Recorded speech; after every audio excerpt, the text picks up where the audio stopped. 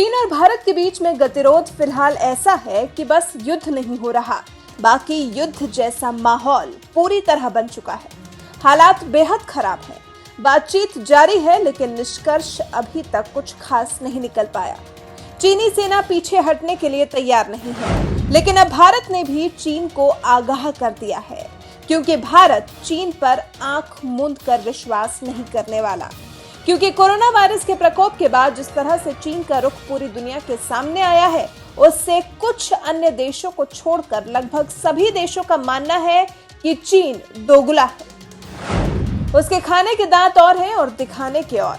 इसलिए अब भारत ने चीन से कहा है कि जब तक एलएसी के करीब आए उसके सैनिकों को नहीं हटाया जाता, तब तक भारतीय सेना भी 1 इंच पीछे नहीं हटेगी। जानकारी के मुताबिक आर्मी यूनिट और एयरफोर्स 3 सेक्टर्स में पूरी तरह तैयार है। ये तीनों सेक्टर 3488 किलोमीटर में फैली लाइन ऑफ एक्चुअल कंट्रोल में आते हैं।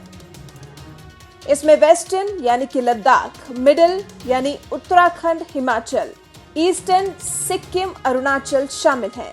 साथ ही साथ बातचीत और चीनी सैनिकों पर भारतीय सेना पूरी तरह से नजर बनाए हुए है।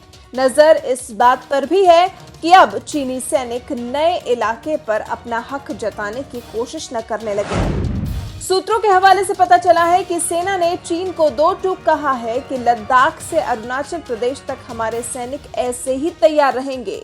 ये स्थिति तब तक ऐसी रहेगी जब तक चीन एलएसी के पास आई अपनी सेना को हटा नहीं लेता। ये सब तभी किया गया जब देखा गया कि लद्दाख में चीनी गतिविधियां बढ़ गई हैं, क्योंकि चीन पैंगोंग त्सो झील, गलवान घाटी जैसे इलाकों में अपनी गतिविधियां काफी हद तक बढ़ा चुका था। बदले में जब भारत ने भी आर्टिलरी गन और कुछ भारी हथियार सिस्टम अपनी सुरक्षा में लगाए, तो चीन का मानो दम निकल गया। कहने लगा कि बातचीत से समाधान निकल सकता है, लेकिन समाधान निकलता दिखाई नहीं दे रहा। अब तय चीन को करना है कि वो अपने सैनिकों को पीछे हटाएगा या नहीं, क्योंकि उसके पास अब कोई दूसरा विकल्प शेष नहीं रह गया है। भारतीय सेना अब पीछे नहीं हटेगी जब तक चीनी सैनिक पीछे नहीं हटते। चीनी सैनिकों के हटते ही हम पीछे लौट जाएंगे, ये साफ लफ्जों में भारतीय सेना ने चीन को समझा दिया है।